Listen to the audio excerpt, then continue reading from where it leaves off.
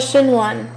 Give 2 ways you could tell from the data table and or the graphs that you were dealing with a constant velocity for the part 1 of this lab experiment. One way that you can tell that you're dealing with constant velocity is because the line graph that we drew is a steady straight line.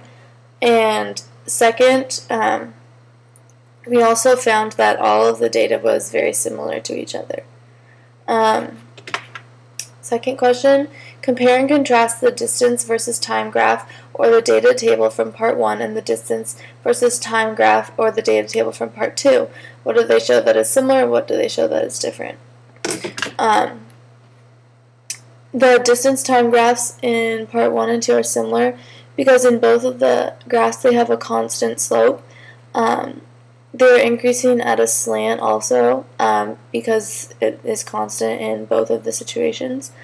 One of the reasons that they are different is because both of the situations are dealing with different kinds of distances, and the way that we set up the experiments were different because one dealt with acceleration and one dealt with a constant velocity. Third, how is this lab related to Chapter 2, Linear Motion Material?